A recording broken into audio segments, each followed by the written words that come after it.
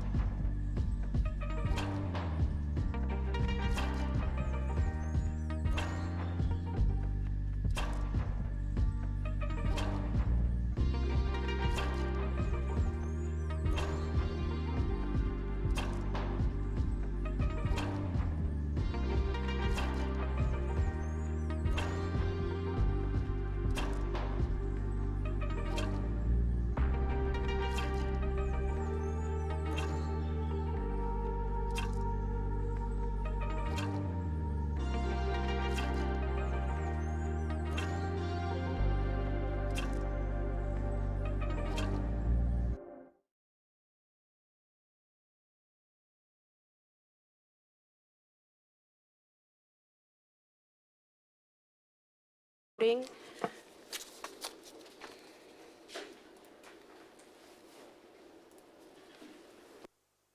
Thank you, councillors. We welcome Mayor Power, who's joined us during the break there. And councillors, you'll note that there is a motion on the board behind me. Can I have somebody please to move that motion? Thank you, Councillor Raven. Could I have someone to second that motion, please? I'll just take a moment here. Yeah, thank you, Councillor Bradley. Just give me a moment, please.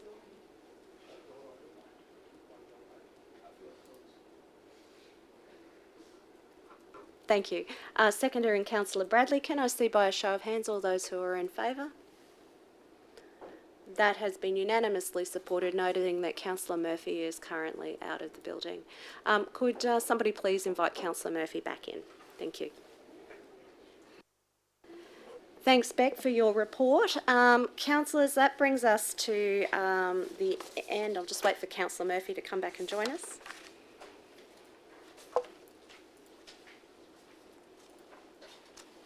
Thank you, councillors. That brings us to the end of the report. I'd ask if any councillors have any question for the marketing manager or her team. Jackie, do you have any general business for councillors? No, I don't, Councillor Kransky. Excellent. Thanks, Jackie. Thanks for the report. Thanks, Beck. Okay, councillors, we're now moving around. As I said, we're moving around a little bit on the agenda today. So I'd ask that you draw your attention to item 4.1 on the agenda. 4.1 is a report on the Big River Country Park and Logan Village Falcons All Sports Club. Can the Sport, Leisure and Facilities Manager, Mr. Nigel Brown, please come and join us? And before we open this discussion on this item, do any councillors have any conflicts of interest they wish to declare? There being none, I will now invite Mr. Brown to present his report. Thank you, Nigel. Thank you, through the chair. So this report's been brought forward and provides an overview of constraints and possible solutions for ongoing flooding experience at the Logan Village Falcons All Sports Club at Big River Country Park. And it incorporates technical flood, hazard and risk information that's been prepared following a management of the Quincy Creek flood study, which was undertaken by Council's Road Infrastructure and Planning Branch. And we do have the Road Infrastructure and Planning Manager, Kamal, here to answer any of those technical questions that I won't be able to. But just quickly going through the background to the report, which is fairly well spelt out. There have been a number of issues on this site due to the flooding over the years, including the situation where a storage shed was constructed back in 2013, 2014. It was constructed as a storage shed and classified as a Class 10A building, and therefore it's not a habitable building for other purposes. It's specifically a garage, a shed or carport. The flooding risk impact on the ability to change that classification of that building, which presents challenges for the club who are wanting to expand and utilise that structure for other purposes. The Logan Village Falcons offer a number of sports, including soccer, rugby, netball and tennis. And the report goes into some of the existing flood risks, but probably most importantly, if we go through the report, it looks at the analysis that was undertaken when RIP engaged consultants to look at a more detailed flood investigation which has been undertaken. The results of that investigation result in a hazard map, which is included in the report. And the hazard map demonstrates that much of the site is subject to the dangerous flow conditions, classified as H3, and that there is approximately a 40% chance each year of the site, including the driveway, experiencing conditions unsafe for vehicles, children and elderly.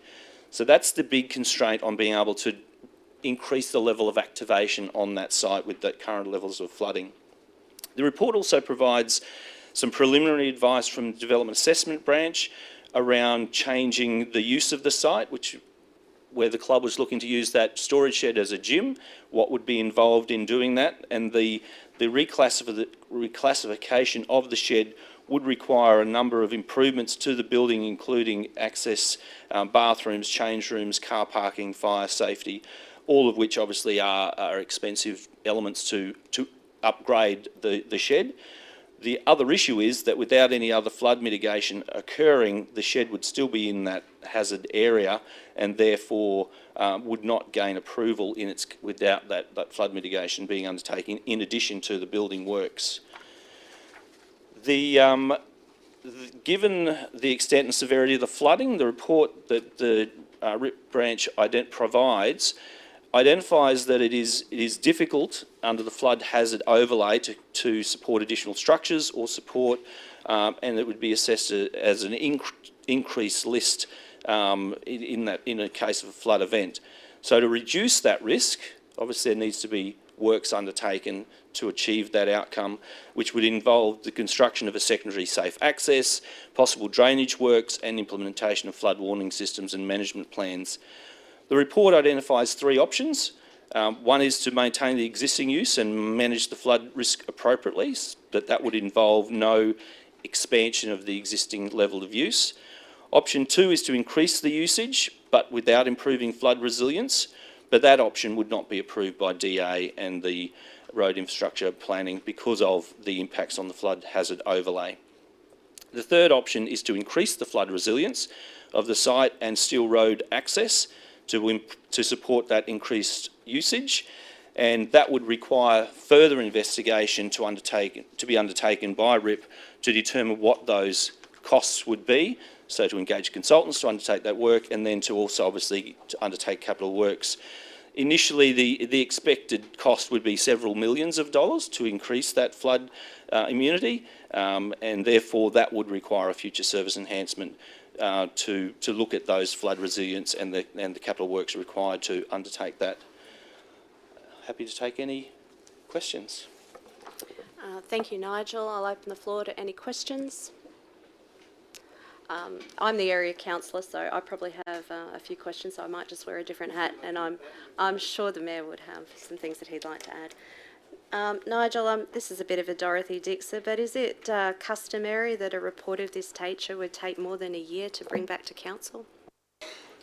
So through the chair, it's certainly not a desirable outcome, and I apologise for that to council. There were a range of reasons for that occurring, and it was largely due to a change of resources within that flood planning area, and therefore this project not being picked up until slightly later than it would have been, but they've certainly worked diligently to bring this forward to us now. Thank you.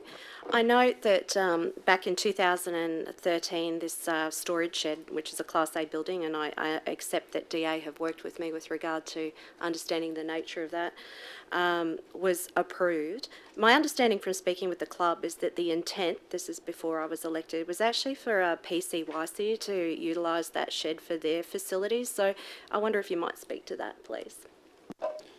Thank you. Through the chair. So it's an interesting situation where in 2013, 2014, when that capital, what was previously the Divisional Infrastructure Capital Improvement Program was awarded, the project was for a storage shed, and it didn't initially have power. It didn't initially even have stormwater management off the shed, and that, in discussion with the Divisional Councillor at that time, that was the level of embellishment that was required. At that time, we didn't have our process around landowners' consent to seek council's permission to change the use of buildings, and my recollection is that the club brought the PCYC in with the best of interest to provide additional programs and service to young people in that community, but it was unapproved and illegal use, effectively. Unfortunately, we experienced a similar thing when the club were eager to get the men's shed into that space, and from a council perspective, we experienced those same challenges. Have we actually managed to find a solution for the men's shed? Through the chair, I'm not sure where that is currently at. I know that they had looked at some other locations, including the Lions, but I'm not sure if that is currently an option. Because what I'm hearing is that there's certainly some demand to activate this space, but we actually are incapable of making it work for our community groups. Nigel, a couple more questions. You mentioned before that there's a 40% H3, I think you said, dangerous flow across the site. Is this site unique, or are there other sites like this across the city?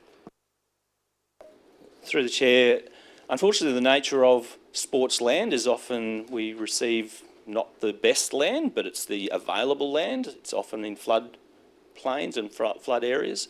Our approach currently in developing infrastructure on those sites is to ensure that they comply with all of our planning requirements as far as flood access and safe access and disabled access, all of those components, and also to ensure that infrastructure on the site is designed to make it as flood-proof as possible. For example, our electrical works are now put at a height that are above the flood that would occur within that floodplain. But historically, we do have a number of sites across the city that would still be impacted by a flood event. So they too would experience the same issues that we are here if they had, for example, a shed on their site that, so I wouldn't go out across the city now and find a shed that's being utilised for a community group if it had a similar scenario to this one. So I can't say that we have done a full assessment of every facility in the city to determine what uses are being undertaken. We act on as they're brought to our attention. If a request to utilise for a particular purpose, then we're required to comply with the planning scheme. Thank you. I have one more question, then I'll go to the Mayor. I recognise that we've got really three options to consider, although this is a for information report. But before we get down to the detail of those options, I'm a little bit confused that my understanding is that we don't want to increase levels of activation on the site because of the potential risk. And yet at the same time, we have KPIs that sit with our Sport and Rec department about increasing player participation and so on the site. So how do you reconcile those two issues? Thank you, through the chair. I think that's a really good question and one which I probably need to take back to the team. Where there are constraints on clubs, then we need to be mindful of that and ensure that their KPIs are achievable. So thank you for bringing that to my attention. Thank you. I have the Mayor and I've also got Councillor Lane. Would you like to go last, Mr Mayor, or would you? Thank you. I'll go to Councillor Lane. Thanks very much through you, Madam Chair. This issue, I recall in 2017, Linus Power was called down by the Falcons on this. So it's been bubbling away for some time, and what we're hearing is that a $250,000 shed is going to take several $1 million to remediate so that we can have people using it. It's a shed, it'll hold tools, it'll have power to it. When the electricals were done for the shed, were they done in an unsafe manner that can't withstand any sort of flooding or any water over anything? Through the chair, so after the 2016 flood event, there was a significant amount of damage occurred on that site as across many other sites. Our approach with insurance was to ensure that any works undertaken improved that flood resilience and lifted the electricity out of those areas, out of that risk. The shed still remains in the flood area. So whereas the clubhouse, it is elevated and therefore able to withstand those flooding events. So even though it did incur some initial damage, it is, based on the report that's with you today, the clubhouse itself is still available. The biggest issue is that access and egress from the site. That is the issue that impacts on the ability to increase activation. Not to be rude, but half of Logan's in a floodplain and a developer manages to raise it a couple of metres and we're good to go. So my question is how can they do it affordably and we can't? Why several $1 million, or why don't we just move the shed to another location and then the issue goes away? So through the chair, so the question around why developers can do it, I might throw to Kamal for. However, in relation to relocating the shed, there is no other location on the site that actually increases. You'd need to go to a different location. Relocation of the club to a different site would enable them to grow and develop. Sorry, the shed isn't part of the club's overall growth strategy, is it, given that they've given it out to PCYC and the men's shed so far? It's about moving the shed to another location off-site. Thank you, Councillor. I think you directed that question to me. If I might just make a comment, and please correct me if I'm wrong, Nigel. My understanding is the entire site, you've had a look at the maps in the back of the report, is completely inundated in terms of flood. So it's a difficult discussion to have with the club when we can explain to them that because we can't provide flood-free access, they cannot utilise their shed. However, they can utilise their clubhouse even though we cannot provide flood-free access. So the reason being, and correct me if I'm wrong, is that this exists under previous approvals that have come across from Alberta's at Shire Council days, and the current standard won't allow us to allow them to utilise the shed. So logically, one would think they would be inundated whether they're in the clubhouse or the shed because they can't get off the site. But I'm afraid that logic isn't what we're debating here today. So that's the reason why I asked that question is we've got Meakin Park, which goes underwater. We've got the golf club, which goes underwater. We've got multiple sites that go underwater, and they don't have flood mitigating access to their properties when it's in full flood. They just don't. I mean, it is what it is. Anyway, I'm confused. I don't disagree, Councillor Lane. I've got Councillor Wilcox. You had your hand raised, Councillor Raven. Is that in response directly to that question? If you don't mind, Councillor Wilcox, I'll go to Councillor Raven and come back. Councillor Raven. Thank you for your indulgence, Madam Chair. Just to clarify on the confusion of some sites being flooded, some not, and I've got the Development and Assessment Program leader in here to confirm if we want to. No developer can build on a site that has no dry access. If you have no flood-free access, developers cannot. They can't fill in the floodplain, they can't build in the floodplain, they can't increase the intensity of use. However, across the city, whether it's a council facility, a residential property or a commercial property, if you've got an existing use under a previous approval, as the Chair alluded to, we will not take that use away, but we cannot, in good faith, give you an intensification of use and put people's lives at risk by allowing you to be in the floodplain. That's the challenge. And that's not something that we dictate as council, that's something that the Planning Act dictates to us, and the state government makes very clear that we are not to put the lives of residents or the volunteers who will go to rescue them at risk by letting people intensify their use in the floodplain. And this has impacts on people's houses, this has impacts on people's businesses, and it will continue to get worse as climate change means that the floodplain gets higher and bigger across the city. So this is a problem that the entire city is struggling with, not just community groups, but I do understand the frustration when they're in a clubhouse thinking, well, if I can use this, why can't I use that? And it's just because there'll be more people on the site. That's the reality. And under their KPIs, they're encouraged to increase participation on the site. Councillor Bannon, I know you had your hand raised. Is that directly with regard to this issue, or I'll move on to Councillor Wilcox and come back to you?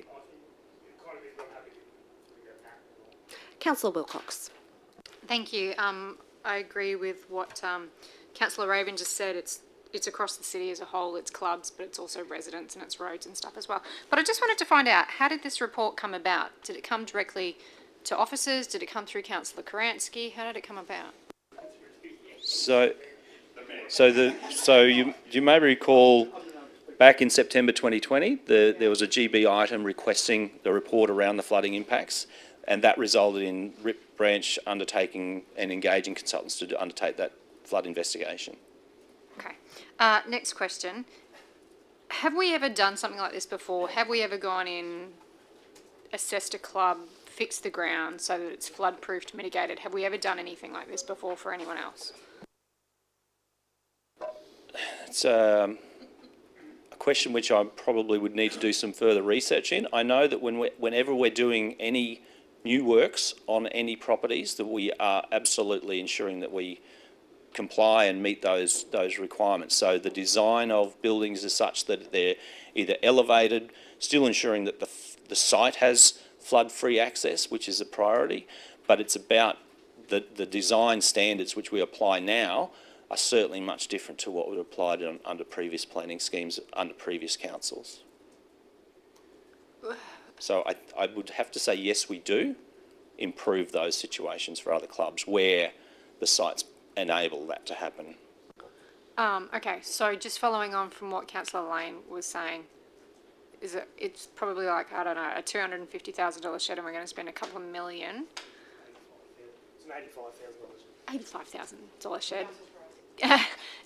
And spending a couple of million. Is this, I don't know if this is normal, if it's coming through as like a service enhancement for next year, because I'm just looking at my area, probably a few other areas where this happens and that sort of thing. So it's going to open up service enhancements for next year. Through the chair. So I guess that does relate to the recommendation, which is just for this report to be received and for council to make a determination as to whether there is a desire to progress further investigations and to bring that back as a service enhancement. But while the shed is one component of that, it's the whole increased activation of that site. You know, whether it's the shed or additional fields or putting a play structure in the area, all of those things are impacted on that site currently. Okay. Do we know how many times it's actually been completely flooded and how long it takes for the flooding to go away? Do we know? Lots and lots. Through the chair, I don't know if Kamal may be able to answer that one.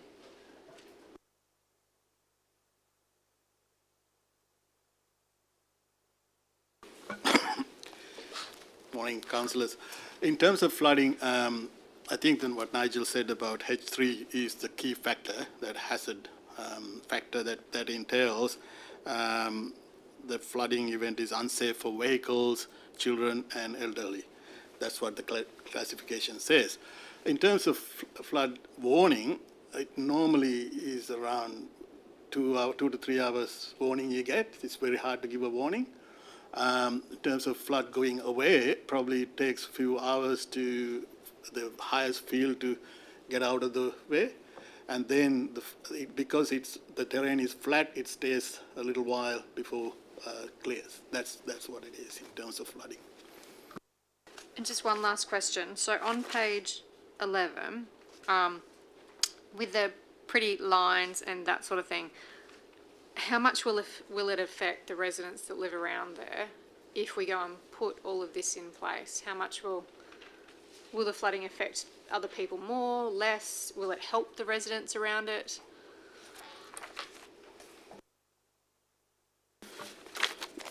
I think the consultant has mapped a range of flood scenarios, right? So the maps are about 3 things actually. First is the flood extent, and the second map is of velocity, and the third one is the hazard. So hazard one is the one we have attached to the report. So anyone around those hazardous areas will be impacted. So if you look at the map, that's what the map says. So we have mapped the area. So the mapped area covers the flood hazard. So the residents around it won't benefit from any work? No. Okay. Thanks. That's all I've got. Thank you, Councillor Bannon. Thank you, through the chair. I think I remember the report got brought up. I remember the mayor bringing it up. I think we've all got sporting clubs, and I remember Linus Power talking to Linus Power about this one. And I could be wrong, and Laurie will tell me if I am. Sometimes you explain to a sporting club that you can't help, that your hands are tied for a million reasons, which the deputy mayor went through. Then they go to the state member, they don't get the answer they want, and then they go to the mayor and think they're escalating it, which is something I don't like, because I believe going to the mayor doesn't escalate it with me. They think I haven't done my job. I think the purpose of the report and the recommendations that are being received is this something we can go back to the club and say, hey, look, here's the reasons why. Here's in black and white. I'm not Harry Houdini. I'm not going to spend $7 million to fix this. Because that's usually a report is to say to end it, to have the paperwork, to have the facts, to say, hey, I'm doing everything I can as a councillor, but I'm not David Copperfield. So that's the way I'm reading the whole situation. I might actually just respond to that if I may, please, Councillor Bannon. I was already aware of this prior to going into administration and had communicated to the club the issues associated with inundation on the site. Unfortunately, what's happened with this report coming back to council, from what I understand, this is actually now going to be a further limiting factor for this club on the site, because up until now, I have been able, through my LIP funding, to put embellishments on that site. Like, for example, if I wanted to put a playground, there was no caveat why I couldn't do that. Now there is. So, unfortunately, bringing this report back to council has actually further hamstrung the club for their intentions in moving forward. So that's why this item in part has come to council, because it's with a heavy heart that I don't actually have a way forward for this club, and I'm relying on my colleagues to assist me with that.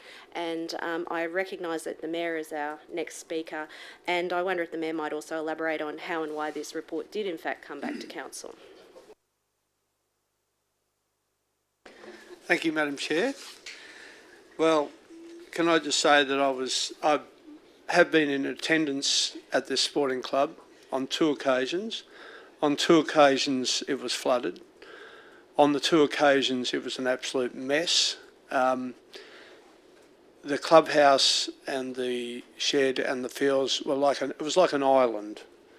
You had these areas that were obviously they were wet, but they weren't underwater, and everything around it was completely underwater. I'll be honest, the former division that I used to look after, none of our sporting fields go underwater, so it was a bit of a shock when I got there. I'd never seen such disarray. There were kids trying to play soccer, and people trying to park their cars. It was all right for people like myself who drove in a truck. We could obviously drive through it, but I think if I was in my Tesla, I'd be struggling to get through it. I was called out. I went in attendance the first time because I was invited out there during the election. The second time I was called out by the club and the state member. I think the club were frustrated because council had taken over the facility for some years, and they were wanting obviously something to happen. I don't believe that it's acceptable to leave the sporting club the way it is. I think it's been put in the too hard basket by everyone concerned. I don't think it's a good look. Point of order, not by the area councillor, Mr Mayor. Not Sorry? in the too hard basket for the area councillor. The Well, area nothing's councillor's been attempting fixed. to navigate It hasn't away been fixed. It is what it is. It's a flood-prone sporting facility, and for the mayor to go out there and see what I saw was completely unacceptable. Kids were running around, cars were running around. It was just an absolute chaos out there when I was there on that Saturday morning. And I just don't believe it's acceptable to have that when you've got teams coming from other cities coming to play there and to see this sort of facility. I mean, everyone thinks it's all right when it doesn't rain, but unfortunately it rains too much these days and it floods too regularly these days.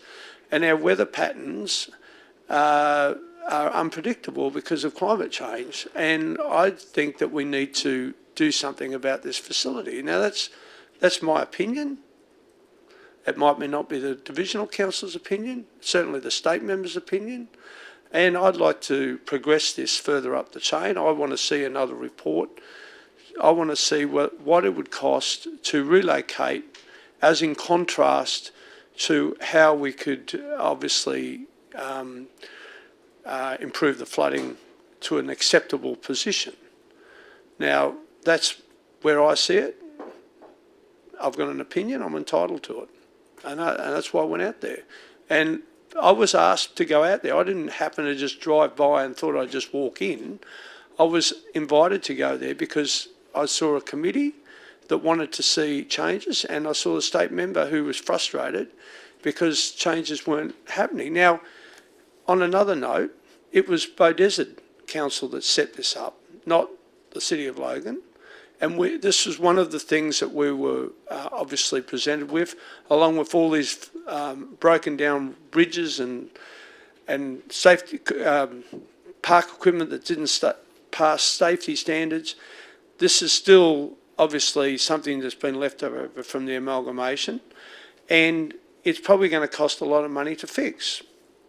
But I'm going to pursue the matter because I don't believe it's acceptable to have that facility operating when it rains that regularly, when you see what it's like. If the other councillors were here that day on a Saturday morning, they would have said this is a joke. It was an absolute joke. The sporting club actually should have called off that day, but obviously the grounds weren't flooded, so they kept playing.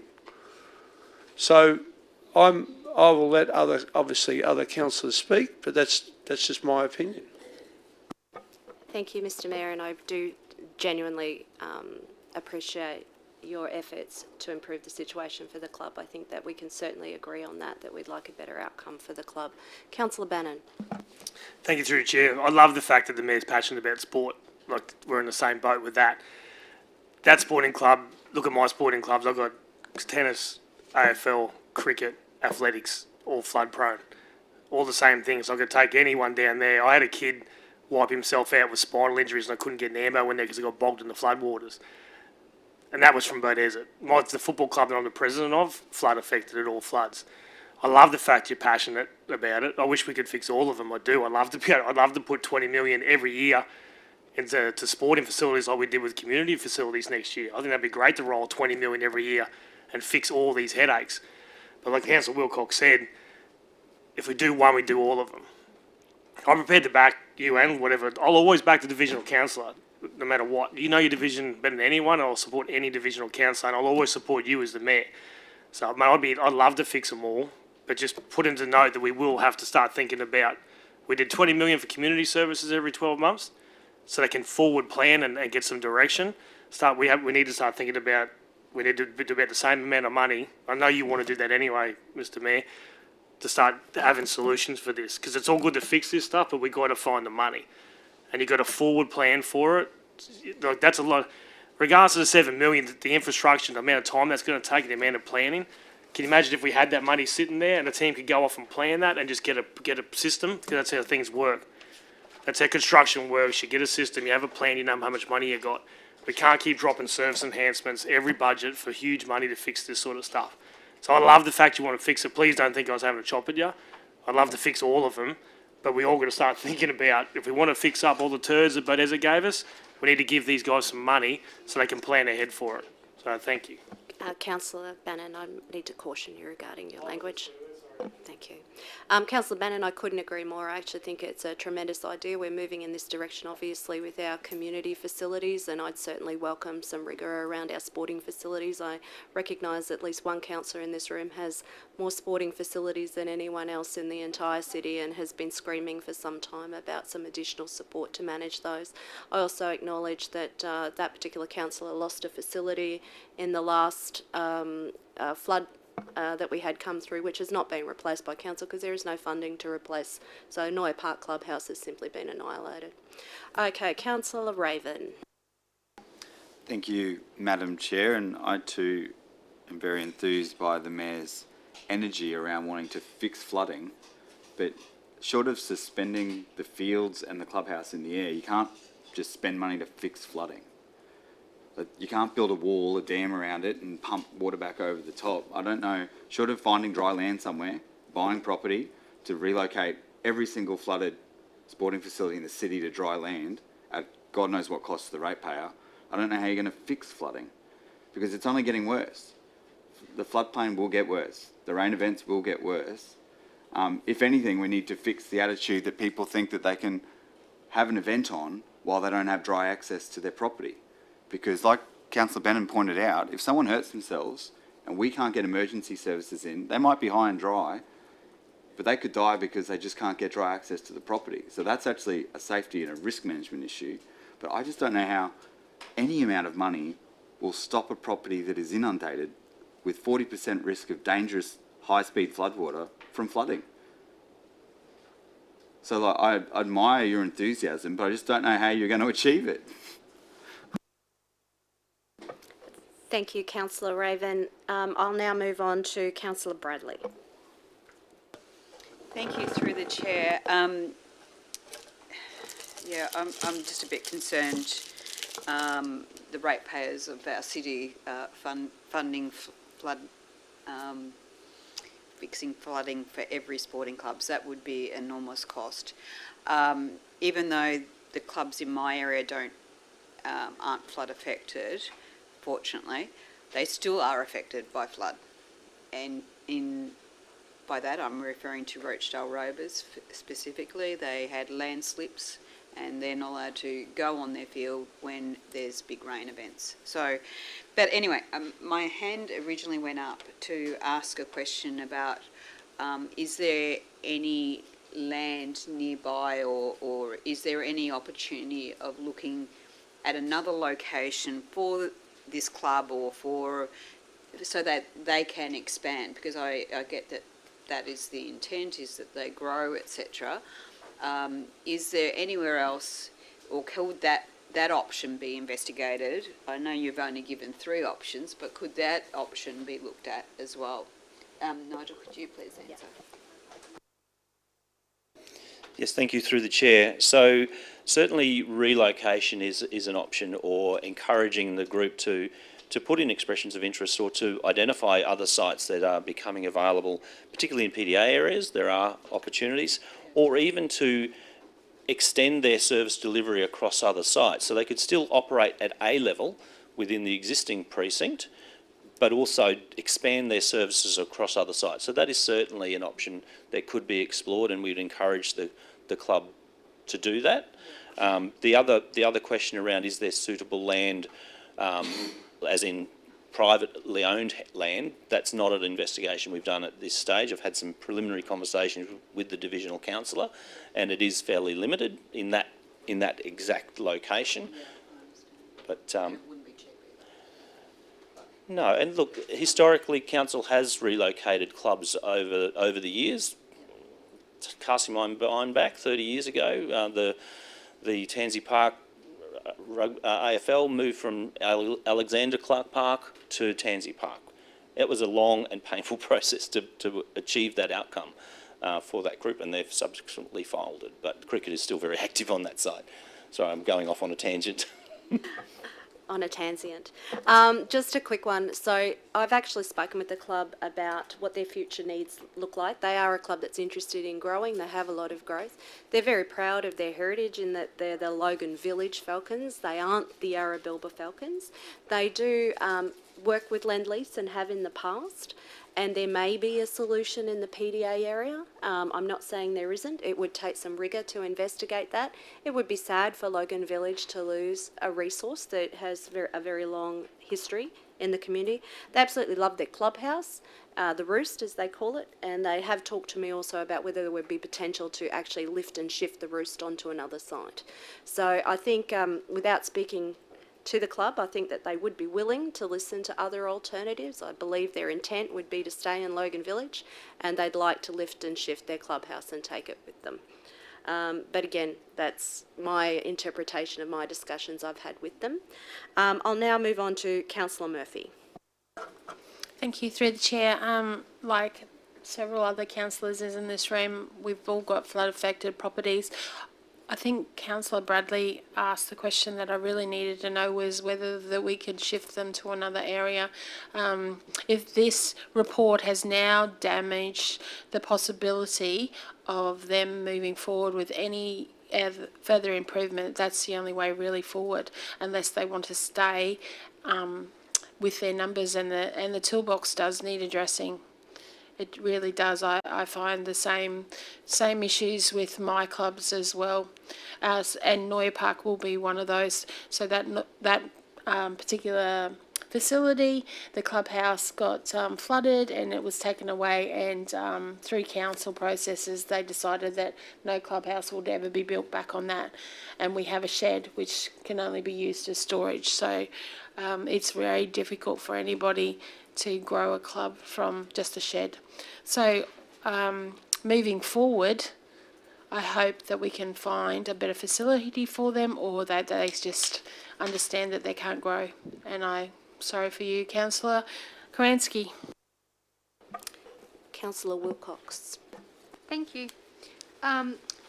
Just curious to know, the flooding on the site and the surrounding sites, is it because of the lack of the drainage and easements that we have? Is that the real issue? Because on the plan it's just got easement, drainage, drainage, drainage, and that's how you're going to fix it. So is that what the main issue is? Is it the lack of the drainage? Kamal, would you like to answer that one? Through the chair, I don't think so. I think that's the natural flow, this area. So if you map the area, this is what you're going to get, this natural flood map. There are some culverts in Steel Road, I understand that. It could be a little bit constrained, but naturally this is how it flows. So even if we were to install all of these extra drainage, it wouldn't completely flood-proof that site, would it? No. That's correct, I think. All right. Just curious because I have asked multiple times for the teams to bring up drainage and easement service enhancements, which I think would be much needed for this year. Councillor Lane. Thanks very much, Madam Chair. I'm still a little confused why or how bringing on this report has actually hamstrung the club from actually doing anything on site, including putting a playground on. We do have playgrounds in flood areas. I'm a little bit confused by we generate something and all of a sudden 16 million things come out of the woodwork that we've got to comply with. I mean, at what point do we say we give up on this because it's just too hard? I think when it comes to a club that, the shed actually hasn't gone under in any of the floods, has it, Nigel? Through the chair, yes, it would have gone under in 2016. Oh, I was there in 2017 and they mentioned that it didn't go under, the actual shed didn't go under water, that they had no water through the shed, but it was all around. I'm just wondering whether or not we're better serviced to actually redo the roads so that Teslas and little cars, Suzuki Swifts, can get in. But maybe we should actually just be looking at whether or not we can say no access to a wet site. Maybe that's the better option, I don't know, but...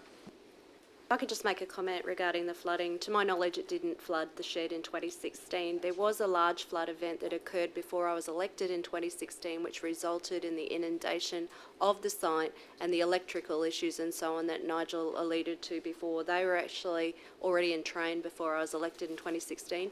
So presumably at that point in time, a report would have come back to council and councillors must have made that decision to make good of the existing infrastructure on the site.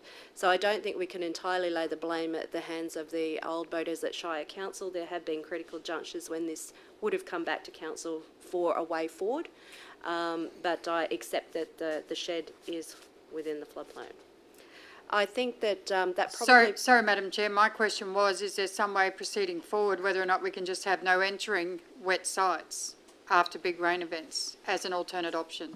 We'll direct that question to the manager.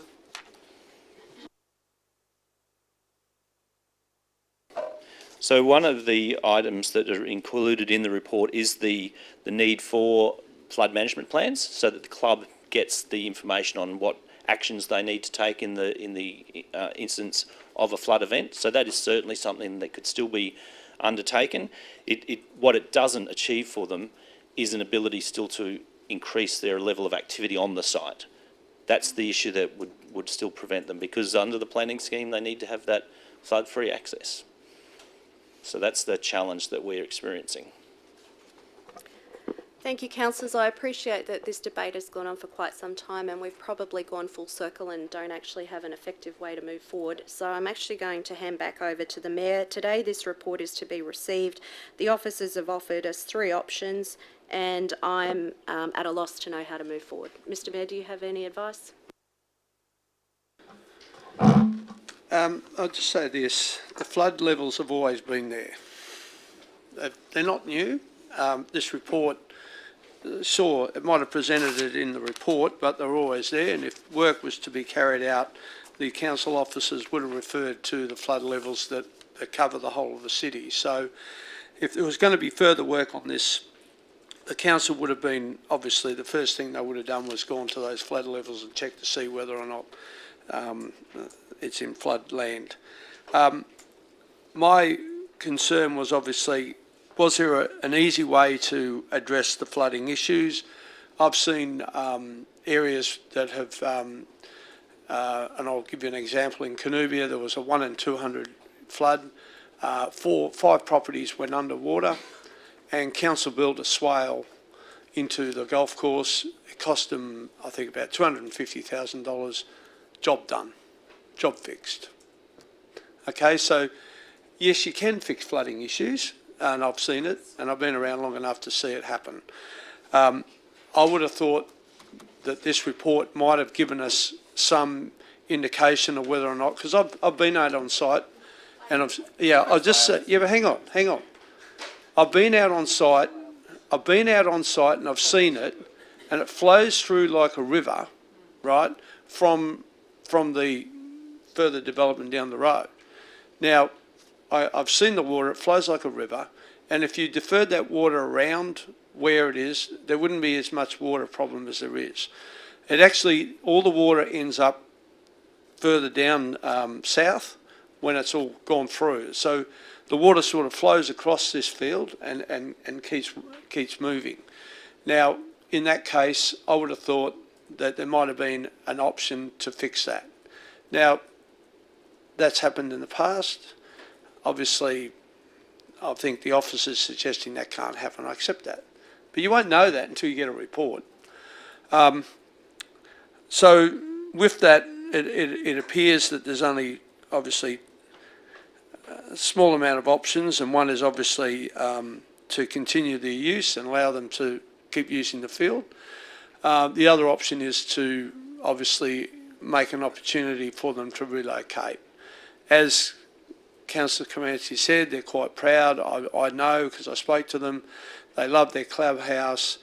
I love being in Logan Village, and probably the only option they're going to have is to relocate to Yarrabilba. I think we're flexible enough to allow them to maybe look at that, but I think Councillor Comanche's probably noted that they're probably not going to be in that favour of doing that. It's probably already suggested to themselves. So at least we have something to present to them, and obviously the flooding report came back a little bit worse than I thought, but you wouldn't know until you got it. So, and I'm reading the room, and I see that there's not going to be any support to obviously look at any more remedial work on that site. So I will obviously accept the report, and I guess Councillor Comanche and I will have to address the club at a later date. Thank you, Mr Mayor. I don't think this will come as any surprise to this club. I've already informed them of this back in 2014 or 2015 when I was not long after elected. That being said, though, it doesn't provide us with a way forward for this group, and as what I've mentioned before, we're actually stifling their ability now to do their job on site by bringing this report forward. So I think now we've started a process where we need to actually start to hold hands and see the club through to the other side. So I welcome your support in working offline to look for an alternative for the group. I'm going to wind this up, but I'll allow Councillor Bradley to have the last word. Thank you, Councillor Bradley. Just with what you have stated as divisional councillor, working behind the scenes in another direction, I'm happy to move the reception of the report. Thank you, councillors. Councillor Bradley has removed that the report be accepted. Do I have a seconder for that? Just before we move on, Councillor Bannon, keep it tight. There are no options, Councillor Bannon. There is no solution. We're just receiving the report, but the Mayor's given an undertaking to work offline with the Divisional Councillor and with officers to try and find a suitable alternative for the group. Seconded by Councillor Bannon. Can I see by a show of hands? All those in favour? Well, the report is accurate. It demonstrates the modelling. So all those are in favour, with the exception of the Mayor. How do you vote, Mr Mayor? Abstain. And the Mayor has abstained from the report. Thank you, councillors. Thank you, Nigel, for your report. Okay, councillors, we're now going to move on to item 4.3. 4.3 is the Queensland State Government engagement on the Nerida Street Community Centre and pensioner units. Before we move into discussion on this item, do any councillors have any conflicts of interest that they wish to declare? I note that there being none, I note that item 4.3 is a confidential item, and it's considered necessary to take the discussion of this report into a closed session as it relates to the confidential attachments and discussions pertaining to Council's commercial interests and obligations under a previous grant deed arrangement. Do any councillors wish to move into a closed session for this item? Thank you, Councillor Bradley. And if applicable, we'll provide the reasoning. Just excuse me one tick.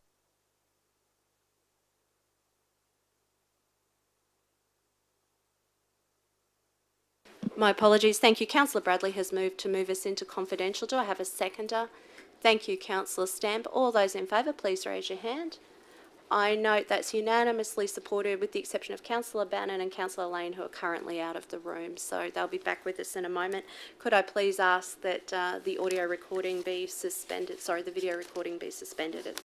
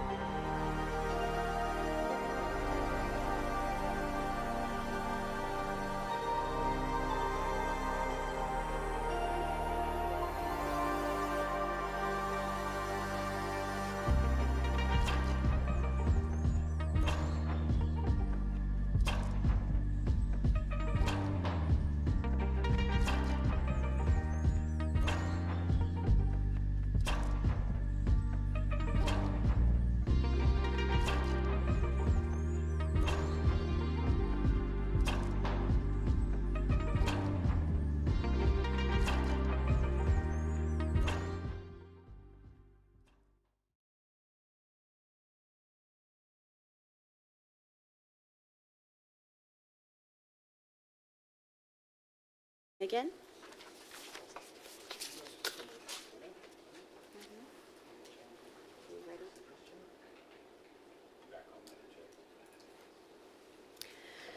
Councillors, I note you have a recommendation on the board behind me in a moment. Fantastic. Now we have the recommendations up on the board. There was a request to make an amendment to those recommendations. I wonder if we could please cast our eye over sub-heading 4. Can we scroll up to 4, please?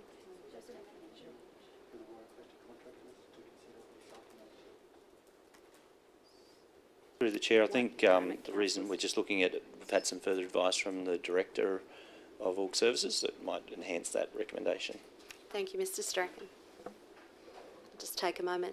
Measure twice, cut once, right?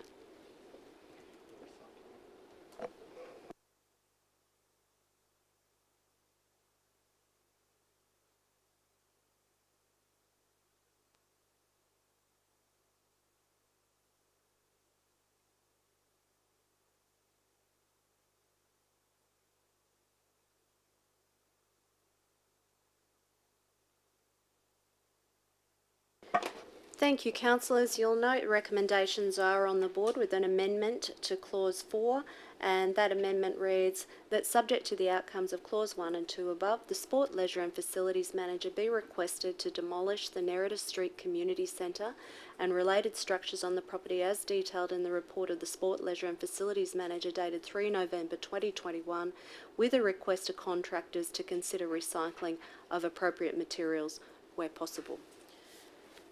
Councillors, can I have a mover for the report, please? Thank you, Councillor Bradley. Can I have a seconder for the report? Thank you, Councillor Bannon. By a show of hands, can I see all those who are in favour of the report?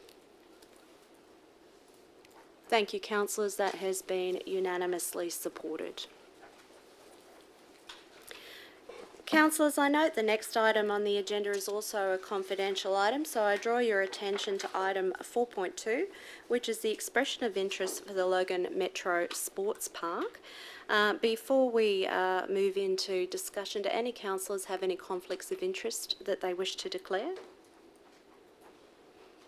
There being none, I note that, as mentioned, 4.2 is confidential and it's considered necessary to take the discussion of this report into a closed session as confidential attachments contain information of a commercial nature.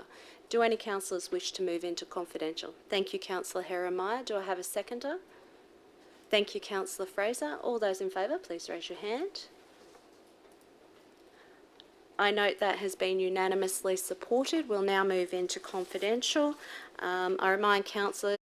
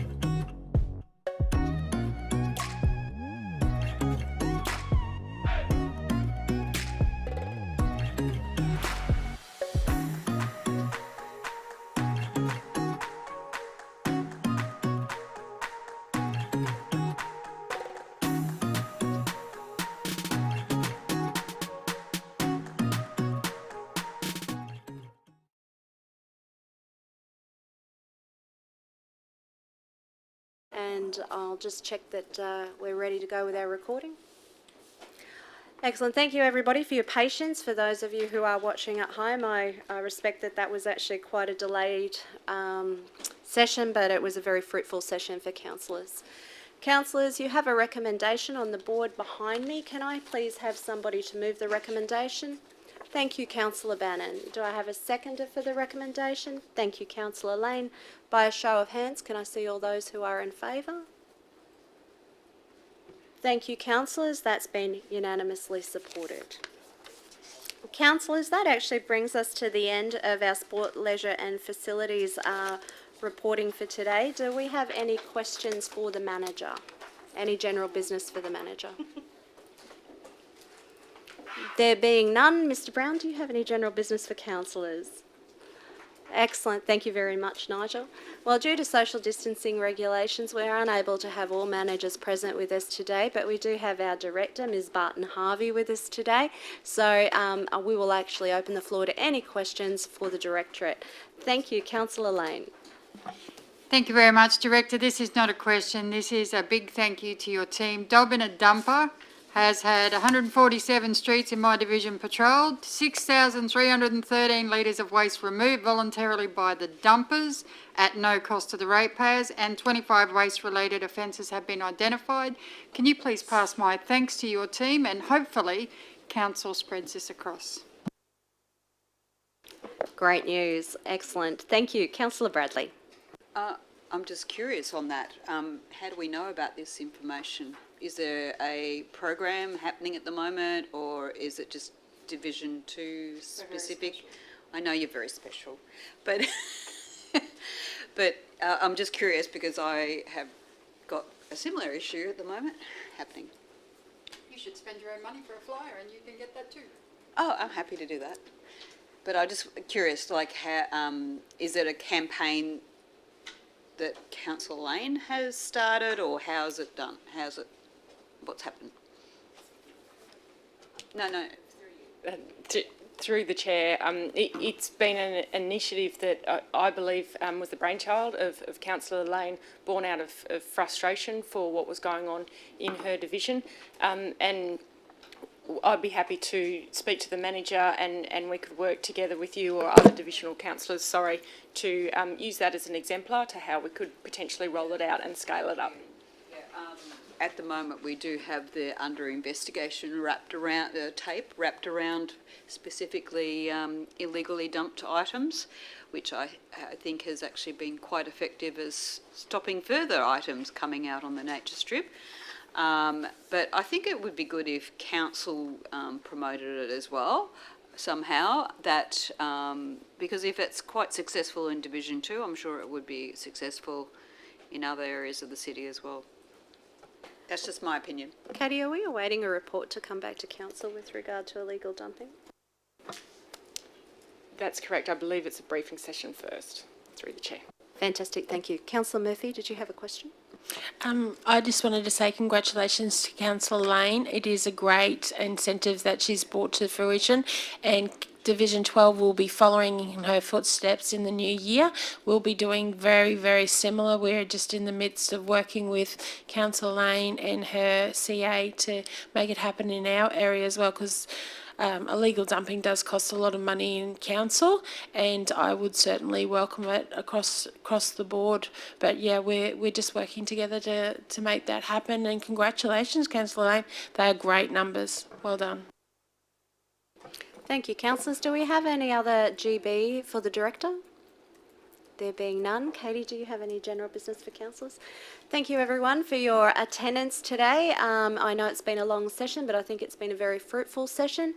I'd now declare the meeting of the City Lifestyle Committee closed at 11:30, and we'll reconvene with the City Governance Committee at 11:40. Thanks, everyone.